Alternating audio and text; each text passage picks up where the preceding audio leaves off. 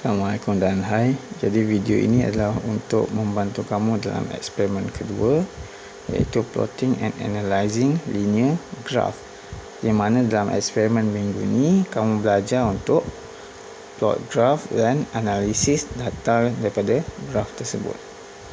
So kamu akan buat dua exercise. Exercise 1 daripada table 2.1 kamu ada data, dan exercise 2 daripada table 2.2. Okay, ada dua soalan yang kamu perlu jawab. Jadi muka surat pertama daripada file ini adalah soalan exercise 1 tadi saya tukarkan kepada bentuk guided question, bermaksud dan dia bagi tahu lebih detail lah apa yang kamu perlu buat bila kamu ada data table tu. So kamu ada copy and complete table 2.1. Jadi kamu ada table 2.1, kamu perlu copy and complete, lengkapkan. Jadi apa yang penting dalam table, minggu lepas kamu dah belajar macam mana nak buat dalam eksperimen satu, kamu dah belajar macam mana nak buat table lah. So kita recap sikit. So apa yang kamu perlu ada dalam table ini adalah contoh eksperimen senior kamu lah, pelajar-pelajar. Daripada table dan data ni, apa yang kamu perlu ada adalah kamu perlu ada number of rows and columns must represent all of the data collected. So dalam eksperimen kamu mesti ada table yang boleh tunjukkan semua data yang kamu kutip. Label data with correct title and unit. So kamu nak boleh nampak kat sini, setiap data ni dia ada title dia dan unit. Contoh mass, gram, length between the consecutive notes ada unit dia, tension pun ada unit, L squared pun ada unit. Mesti ada title dia dan unit. Seterusnya, readings from measuring instrument must be consistent with sensitivity and accuracy. So mesti ada uncertainty lah, 0.1 cm contoh. So dalam eksperimen 2, eksperimen minggu ni, kamu ada data kamu yang ni. Tengok, kamu dah ada title, dah ada unit, dah ada uncertainty lah. Kamu kena pastikan semua tu ada masa buat eksperimen nanti, untuk eksperimen akan datang lah. Seterusnya, kamu kena tengok data requires calculation has to be recorded with consistent decimal places. Okay, untuk eksperimen yang pelajar ni buat, dia cuma ada data ini saja data yang dia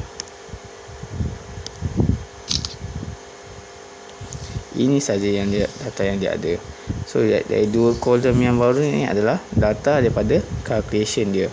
So data daripada calculation dia, kamu tengok konsisten dengan 2 decimal points, daripada atas sampai bawah semua 2 decimal point, konsisten.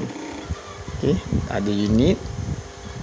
Okey, macam tu juga dengan eksperimen minggu ni.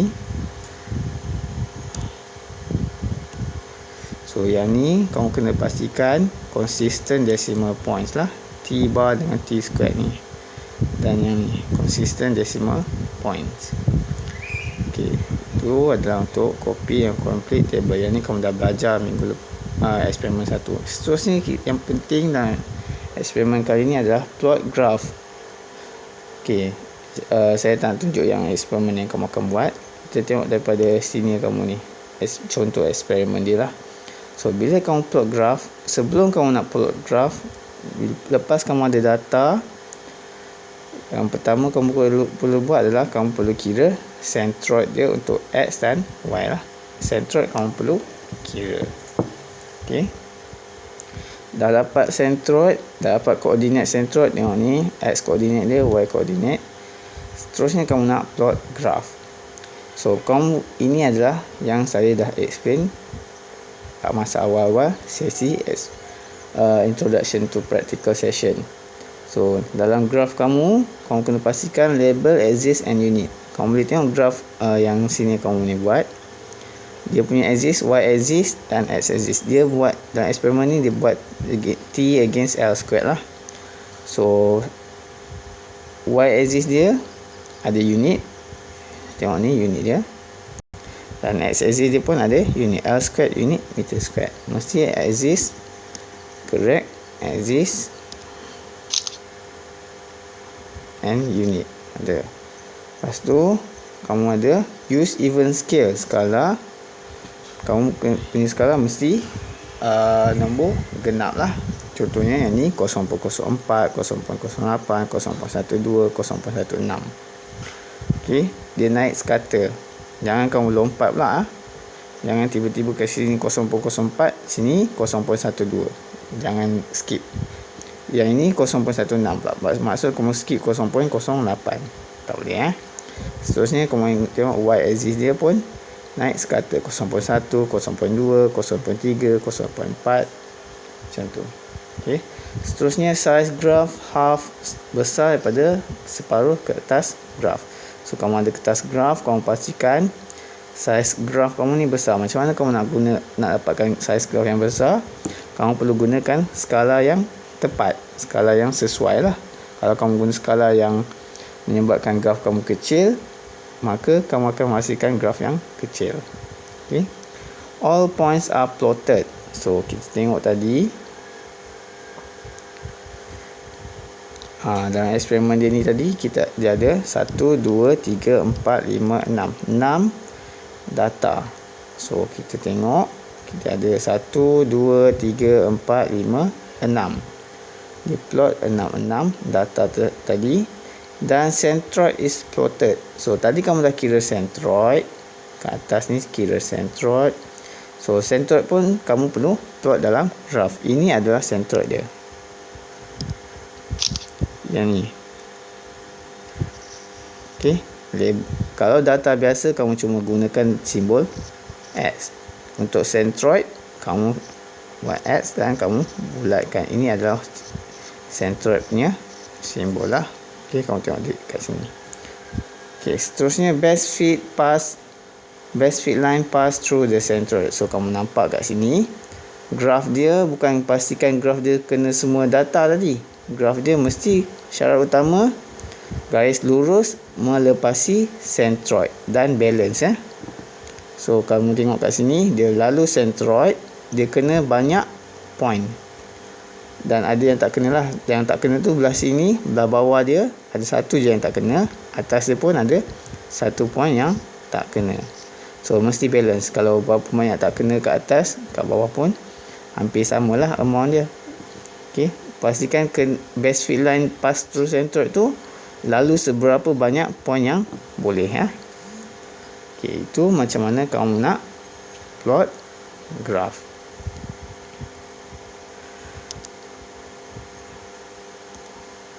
Okey, seterusnya lepas kamu dapat graf tadi, apa yang kamu perlu buat adalah kamu tengok soalan ni. Dia nak yang tadi yang saya tunjuk tu untuk soalan 2 From the graph determine the gradient. So lepas kamu kira dah buat graf, dah elok data dia, kamu perlu buat gradient. So apa yang kamu perlu, macam mana kamu nak buat kira gradient tu? So the gradient triangle must be half and size of the graph. So tadi kamu ada graph, kamu tengok sini, ini adalah triangle yang disebutkan tu. Tengok garis putus-putus triangle ni. So macam mana kamu nak tentukan point triangle ni? So kamu kena pastikan kamu pilih 2 point tadi. Point tu mesti berada dalam garisan yang kamu plot tadi. Okey.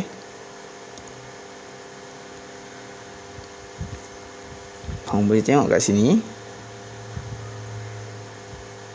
Point tadi, point untuk gradient ni tadi, kamu perlu pilih 2 point Dan 2 point tu mesti berada dalam garisan yang kamu plot ni tadi. Kamu jangan pilih point daripada koordinat ni X yang data kamu ni. Jangan pilih daripada sini data kamu ni. Jangan pilih daripada data kamu. Pilih daripada point dalam garisan graf kamu. Tapi jangan ambil hujung dengan hujung lah. Ambil yang dalam garisan ni dan dia dibucu kotak kecil tu. Ada kotak kecil kan? Contoh ya. Ni graf tadi. Ni kotak-kotak kecil dah ya. Kamu pilih point yang berada di bucu. Sini ataupun sini ataupun sini. Yang ini boleh. Tapi kalau dia berada di sini ataupun kat sini ataupun kat sini, jangan pilih yang ini. Pilih yang di bucu. Mana-mana bucu, yang ini dan yang ini. Contoh dia pilih 2 point dan jarak saiz segitiga ni lebih daripada separuh saiz graf. Okey, kau nampak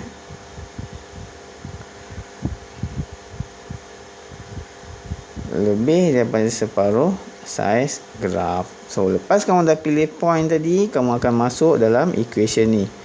Equation gradient M sama dengan Y2 tolak Y1 per X2 tolak X1. Kamu ada 2 point, satu atas satu bawah, X2 Y2 X1 Y1.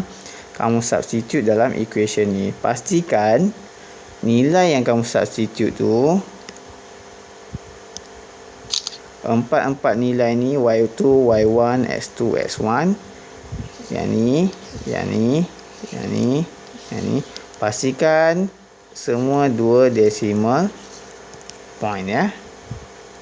Empat nombor tu mesti 2 decimal points.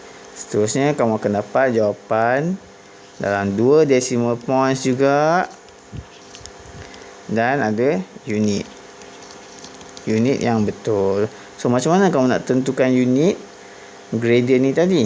So contohnya graf yang ni tadi, dia buat graf T unit Newton, L squared unit meter squared. So macam mana dapatkan unit? Unit dia adalah Y punya unit bagi dengan X punya unit. So dapatlah Newton per meter squared. Okey, unit Y bagi dengan unit X. Okey. Itu bab gradient.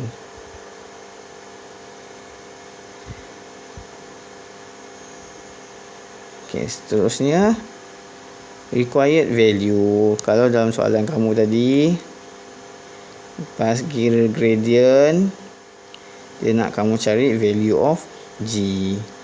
So kamu ada equation y sama dengan half GT squared. Kamu kena tentukan Y apa, M apa, X apa, C apalah. So biasanya daripada gradient ni tadi, sebab apa? Tadi kamu dah kira gradient M ni, M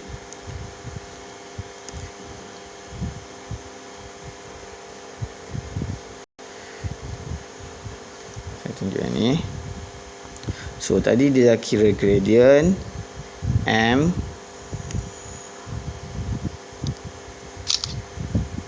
dia dapatlah 4.89 Newton per meter square. Dan soalan tu minta dia kira, dalam eksperimen dia minta dia kira mu. Kamu tengok yang ni ya.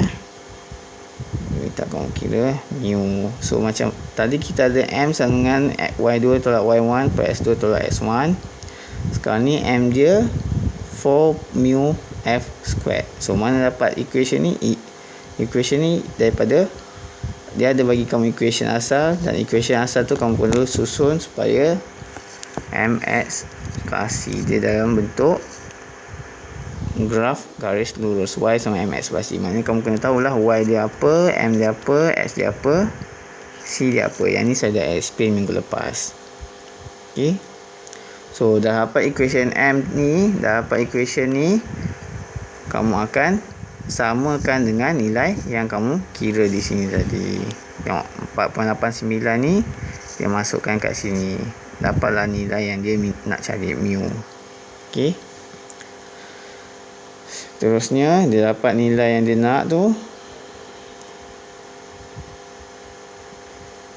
Dia dah ada experimental value lah. Itu adalah experimental value. Dia kira theoretical value. Last kali dia kira percentage error. Ini adalah equation untuk percentage error. Saya ada minta kamu cari macam mana nak kira equation. Apa itu equation untuk percentage error? Iaitu theoretical value atau experimental value bagi dengan theoretical value, modulus adalah dengan 100%. 100% ya. So dapatlah jawapan dalam bentuk percentage. So itu apa yang kamu perlu buat kali ni lah. So kamu perlu buat untuk eksperimen exercise 1 dan exercise 2. Okey, exercise 1 yang ni saya dah tukarkan dalam bentuk macam ni supaya lebih guided lah, boleh lebih detail. Kamu boleh nampak flow soalan tu macam mana nak jawab.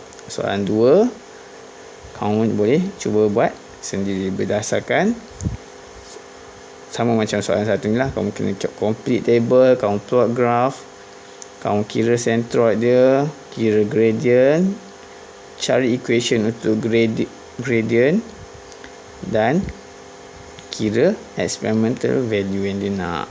Okey, itu saja untuk video kali ni. Yang ni lah equation ni, kamu untuk soalan 2 ni, yang ni kamu perlu susun dia. Jadi dalam bentuk Y sama dengan mx plus c. Okey, saya tunjuk contoh lah. Saya tak tunjuk sampai habis. So yang ini kamu ada T sama dengan 2 pi root H minus H over G. Kamu perlu tukarkan dalam bentuk Y sama dengan mx plus c, di mana graf kamu adalah graf H against G lah. So bermaksud H ni adalah Y, G ni adalah dia punya X. So kamu perlu susun balik equation ni. Kamu pindahkan T per 2 pi sama dengan root H minus H over G. Seterusnya square root ni kamu pindahkan je. Kamu dapat T squared over 4 pi squared sama dengan H minus H over G. Seterusnya kamu susun ni, kamu akan dapat H minus H sama dengan T squared over 4 pi squared G. Dan kamu susun dalam bentuk Y sama dengan mx plus c. So sini kamu akan dapat H sama dengan T squared over 4 pi squared G plus H.